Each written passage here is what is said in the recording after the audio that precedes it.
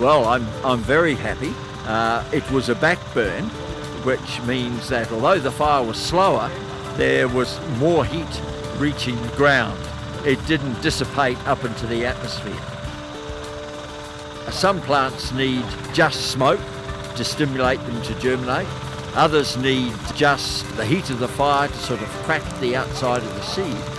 And some species need both those stimuli. Australian plants are unique in that sense that they've adapted over millions of years to fire, and so ideally, to keep a grassland healthy, we have to burn it. We know from what Aboriginal people are telling us that the sort of late summer through the autumn into early winter was the time when they would traditionally burn, and they would have worked out that that was the best time. So burning in the autumn, when all the growth and the reproduction is finished, is a good time for the plants. It's also a good time for germination. This project expanded from the one site at Croke Place to the 13 sites throughout the catchment a couple of years ago, and with that expansion came the involvement of numerous land care groups as well as individual volunteers.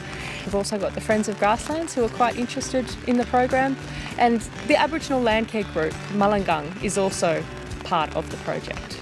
The ACT government have supported us in numerous ways in terms of through ACT environment grants that have helped this project.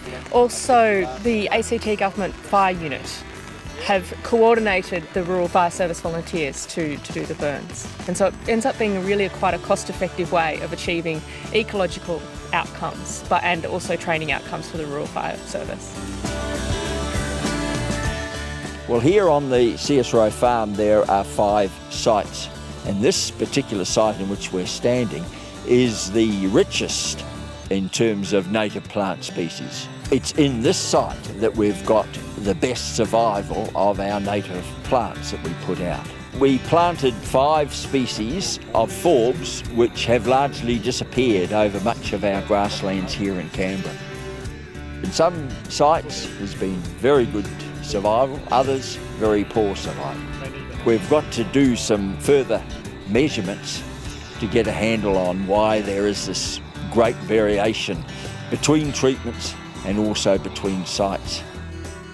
So at the moment it looks as though if one were investing in planting native species into a grassland, well, the highest bang for your buck would be a grassland where it's rich in native plant species. Well, I guess that the real outcome we're looking for is to restore the Ginninderra catchment, and so we're now seeing results of ways that we can do that, and we're developing partners with the appropriate people to actually make that a reality. It is very important to gain this understanding because the natural temperate grasslands which occur in southeastern Australia are the most threatened plant community in Australia. We're obliged to look after them, so we've got to manage the remnant patches for their sake, and also there is of course beauty in these grasslands. In the spring there's glorious colours of yellows and purples and blues and so on, and whites, and we think they have intrinsic beauty as well as intrinsic value. They're an iconic Australian grassland.